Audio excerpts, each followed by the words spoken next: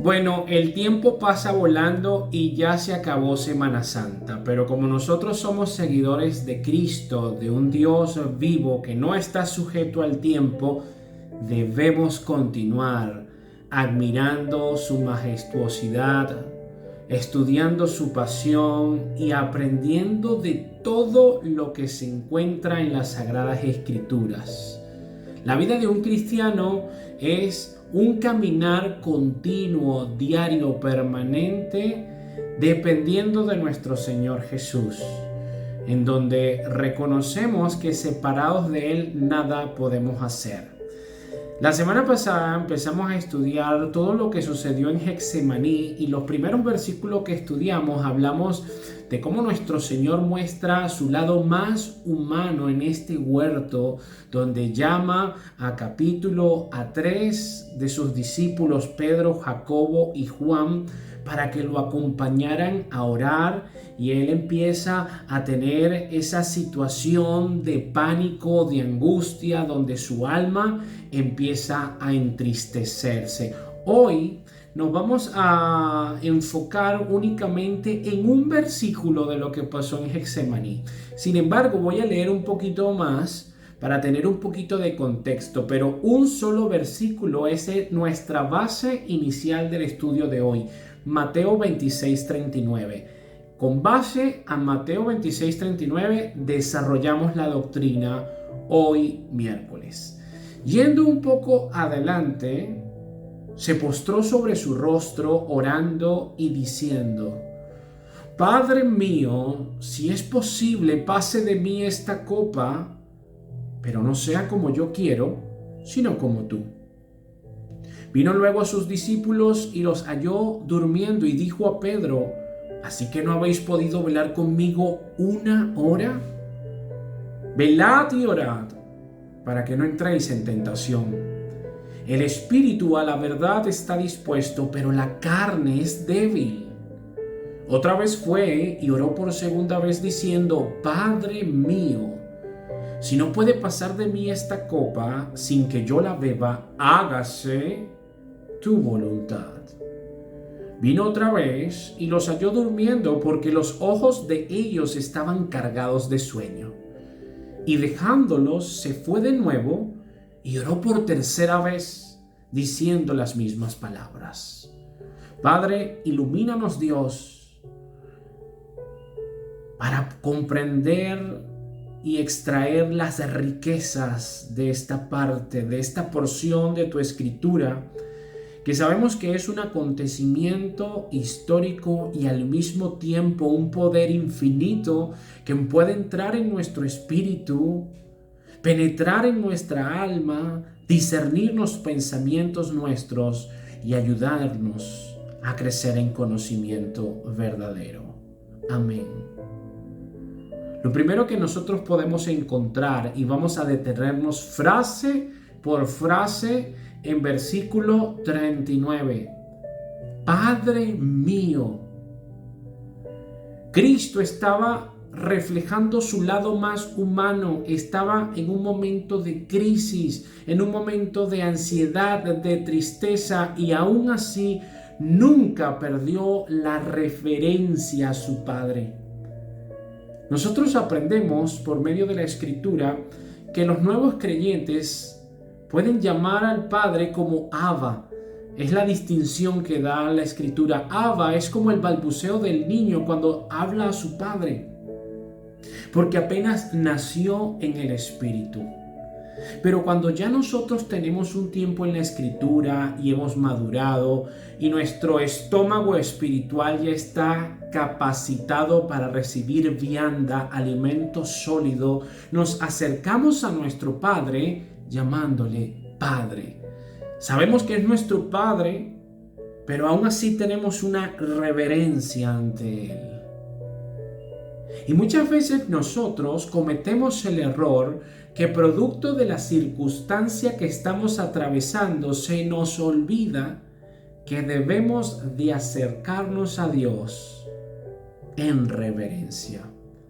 Yo no necesito saber cuál es la crisis que tú puedes estar padeciendo para tener la certeza de decirte, no importa lo que estés padeciendo, Cristo estaba a punto de atravesar un momento lúgubre, valle de sombra de muerte, y aún así nos dejó un ejemplo.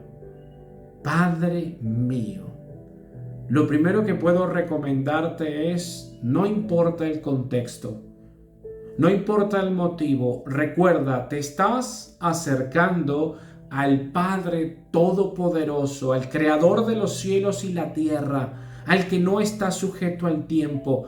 Hazlo en reverencia.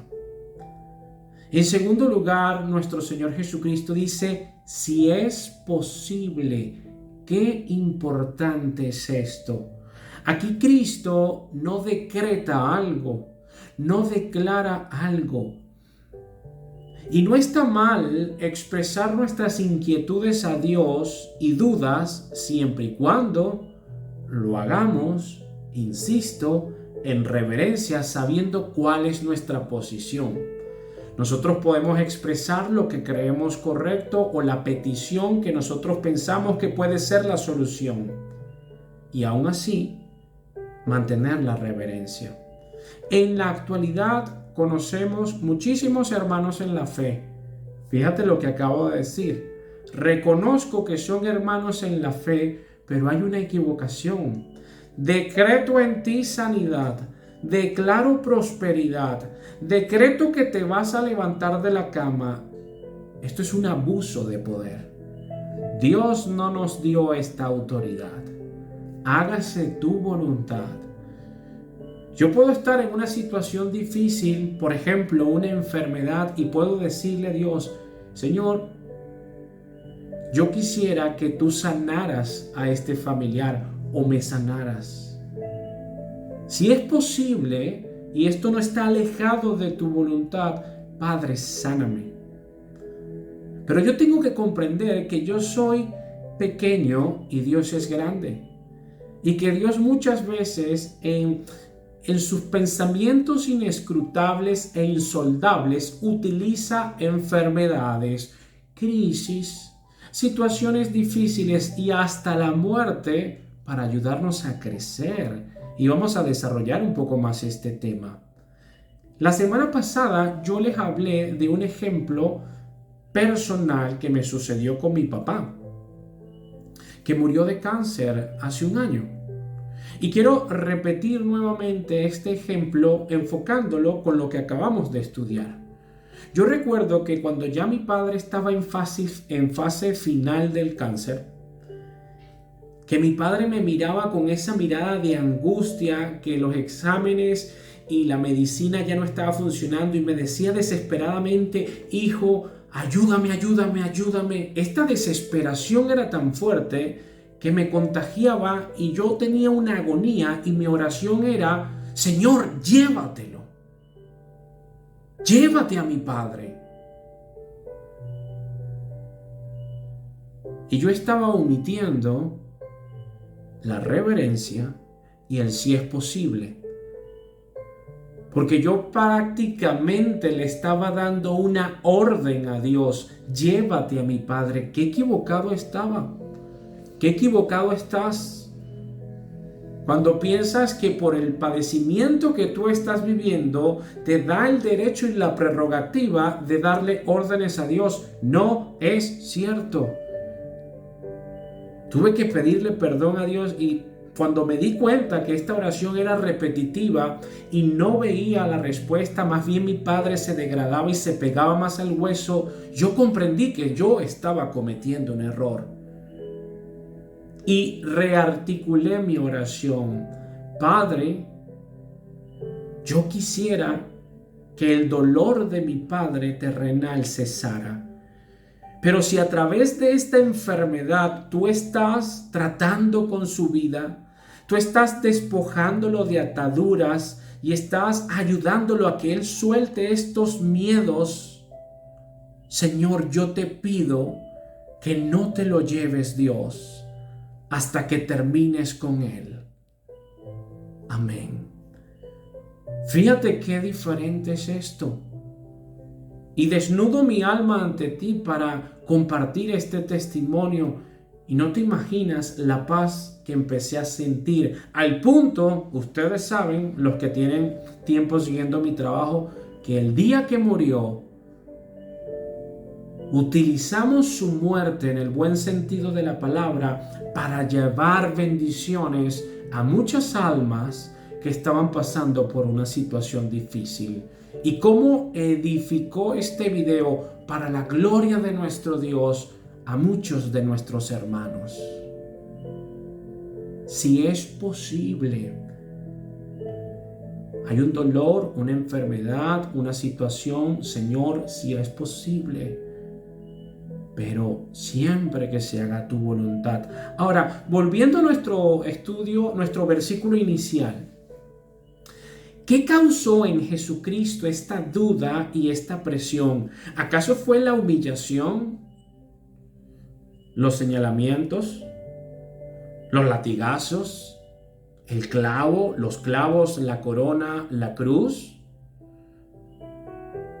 Indudablemente no fue esto.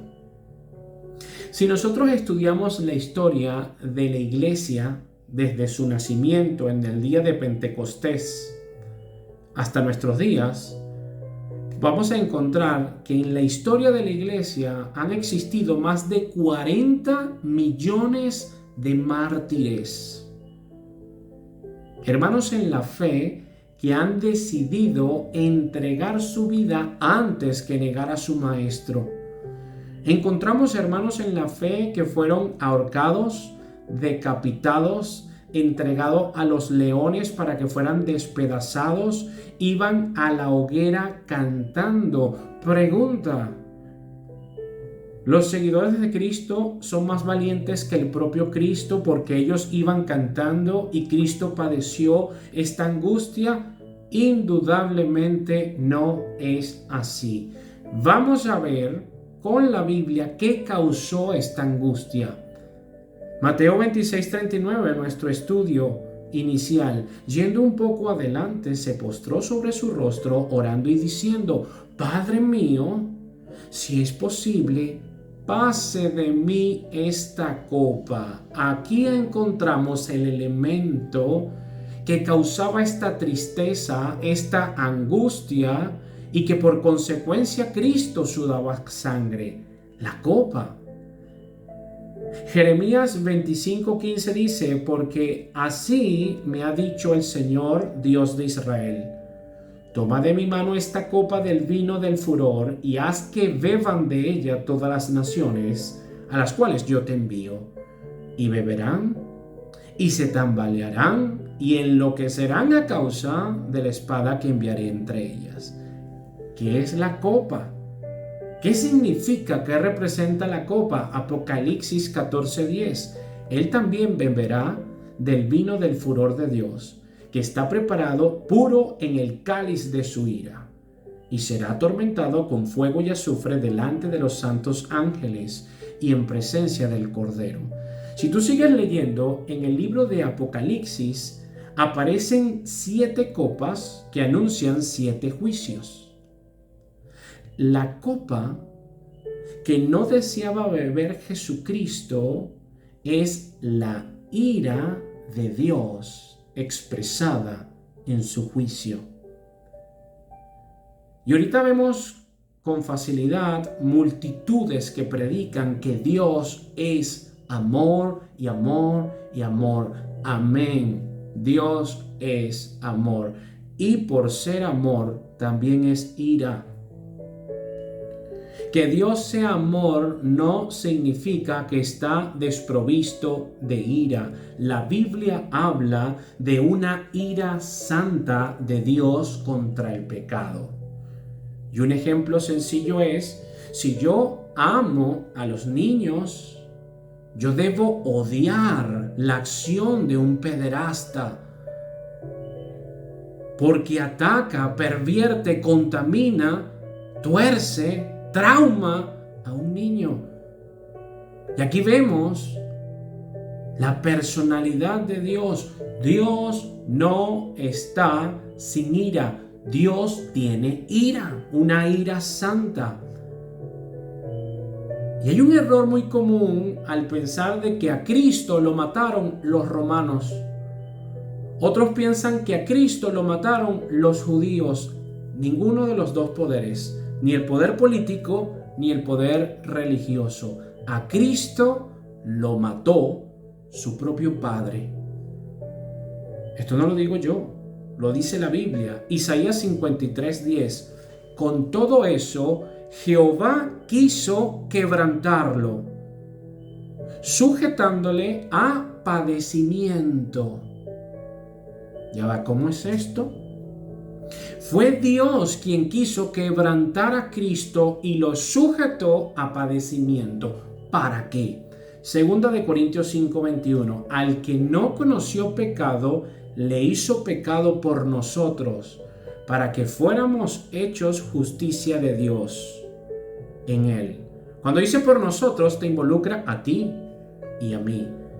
Primera de Pedro 2:24. Y él mismo llevó nuestros pecados en su cuerpo sobre la cruz, a fin de que muramos al pecado y vivamos a la justicia. Porque por sus heridas fuisteis sanados. Ahora empezamos a comprender el amor de Dios. De tal manera amó Dios al mundo que entregó a su Hijo. Pero ya va, aquí hay una deuda. Porque todos nosotros somos pecadores y la Biblia dice que la paga del pecado es la muerte. Yo estaba en deuda con Cristo con Dios desde que nací. Entonces hay que satisfacer la ira de Dios cumpliendo su justicia, porque el pecado demanda justicia y entra en la escena de la humanidad el único mediador entre Dios Padre y el Hijo, Jesucristo. Y Él se despoja a sí mismo voluntariamente, siendo igual a Dios, no escatimó esto como cosa que aferrarse, sino que se despojó a sí mismo y se hizo siervo obediente. Aquí comprendemos el amor de Dios y cómo a través de su sacrificio se satisface la ira de Dios y su pasión, su muerte, su dolor, su sacrificio queda imputado para tu vida y para la mía. Y por esto ahora nosotros podemos acercarnos confiadamente a Dios. Cuando yo cierro mis ojos y digo Padre y empiezo a desarrollar una oración, yo tengo la certeza de que Él me escucha gracias a mi mediador. Porque en el pasado yo me acercaba pecador, a pesar de que sigo siendo pecador, pero ya vamos a hablar de esto, pero no tenía un mediador. Pero ahora lo tengo, soy pecador, pero me arrepiento y echo mano del arrepentimiento y yo me visto del nuevo hombre y este nuevo hombre tiene la esencia de Cristo para acercarme a Dios. Pero todo esto fue posible porque Cristo bebió la copa de la ira de Dios. Y ese trago amargo que yo tenía que beber, Él lo bebió por mí. ¡Qué amor tan profundo! El que no conoció pecado, por nosotros se hizo pecado. Ese es mi Señor. Por eso le amo y por eso comparto apasionadamente su escritura, porque comprendo que a pesar de yo no merecer nada, Él me lo dio todo. El alma de Cristo se turbó cuando se acercó el momento que iba a experimentar la ira y la separación de Dios. Sigamos una línea en la escritura. Salmo 27:3. Aunque un ejército acampe contra mí, no temerá mi corazón. Aunque en mi contra se levante guerra, a pesar de ello, estaré confiado. ¿Por qué? Lo hilvanamos con Romanos 8:31. Si Dios está por nosotros, ¿quién está en mi contra? Yo no sé qué es lo que te está pasando, yo no sé cuál es tu contexto, pero si Dios está contigo, aunque un ejército esté en tu contra, ¿quién puede resistirse a la fuerza que impone el soberano. Ahora, ¿qué sucede cuando es a la inversa? Dios está en mi contra. Yo tengo seguridad física, pero no tengo seguridad espiritual porque Dios está en mi contra. Hebreos 10:31 lo dice: horrenda cosa es caer en las manos del Dios vivo.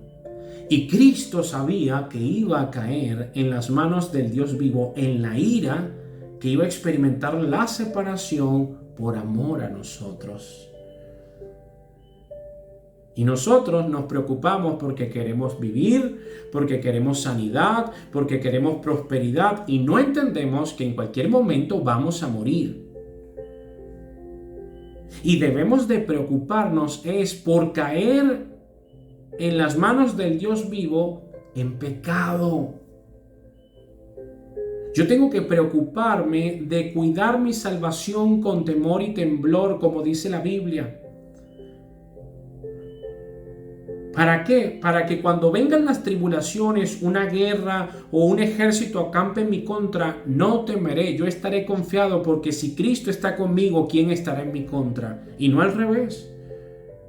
Yo quiero tener un carro, quiero tener casa, quiero tener más dinero, quiero tener un cerco eléctrico, quiero tener cámaras, quiero tener a mis hijos vigilados, pero aún así estoy desprotegido porque vivo en pecado y no atiendo el arrepentimiento. Muchas veces, por nuestra humanidad, no queremos someternos a la voluntad de Dios. Y conforme al ejemplo de Cristo, número 1, podemos comprender que nosotros debemos beber de la copa más amarga que Dios ponga en nuestras manos, aunque nuestra naturaleza se oponga. Debemos someternos. Segunda de Timoteo 3:12 dice: y en verdad todos los que quieren vivir piadosamente en Cristo Jesús serán perseguidos. Hay una promesa. Si tú quieres vivir conforme a la voluntad de Dios, pareciéndote a Cristo, vas a padecer persecución. Pero yo tengo que comprender que en esa persecución muchas veces Dios la permite para fortalecer mi carácter, para ayudarme a crecer en paciencia, en mansedumbre, en humildad. Número 2. Debemos de buscar que nuestras tribulaciones sean santificadas antes que rogar porque nuestro problema sea eliminado. Tenemos una enfermedad, le pedimos a Dios: Señor, sáname. Otros, equivocadamente, yo me decreto sano. Pero ¿y cómo sabes tú si la voluntad de Dios es que te sanes? ¿Cómo sabes tú si la voluntad de Dios quizás es que te mantengas enfermo por 3 meses porque te tienes que detener? Yo tengo que preocuparme porque mi tribulación sea santificada antes que pedirle a Dios que me la elimine. Es que no estoy con trabajo. En estos días conversé con una persona y escuchándolo él me decía: pero es que desde que sigo a Dios y estoy en su voluntad, las cosas me van peor. Yo le digo: porque así obra Dios. A veces creemos que nos va bien, y ¿de qué te sirve ganar el mundo si pierdes la vida eterna? Pero Dios, en su amor, muchas veces, en esta tienda de campaña, te lo voy a decir en venezolano, permite que pasemos aceite para que empezamos a escuchar en qué condiciones estamos, cómo estamos llevando nuestra vida desordenada, sin orden de prioridades. Y nuestro Dios no es un padre alcahueta, sino que cuando nos ama nos disciplina y azota a todo aquel a quien tiene por hijo. Ejemplo, el aguijón de Pablo, para que Pablo no se creciera porque había tenido una situación espiritual donde atravesó el tercer cielo, le dio un aguijón, un mensajero de Satanás que lo abofeteaba. 3 veces le pidió a Dios que se lo retirara. ¿Y qué le dijo Dios? Bástate en mi gracia, porque mi poder se perfecciona en la debilidad. Entonces, ¿qué dijo Pablo? Entonces me gloriaré, porque cuando soy débil, entonces soy fuerte. Tenemos que ser valientes. Una situación de presión, antes de decir: Señor, sácame de esta situación, sé valiente. Padre, no me saques hasta que comprenda cuál es tu propósito para mi vida atravesando esta situación. Y si ya la comprendiste, cuál es la situación, recuerda las palabras de Cristo. Señor, ya entendí. Te pido perdón porque te fallé, porque te ofendí. Y esto fue producto de mi propia irresponsabilidad. Si es posible, Dios, sácame de este hoyo. Pero no se haga como yo quiero, sino que siempre se haga tu voluntad. Qué distinto es esto. Solo el sometimiento a su voluntad podemos conseguir por consecuencia esa paz que sobrepasa todo entendimiento. ¿Y por qué no se entiende? Porque estamos atravesando tribulaciones y aún así estamos calmados. ¿Y por qué estamos calmados? Porque aprendimos, como Cristo, a someternos a la voluntad de Dios, así no la entendamos. Dios te bendiga.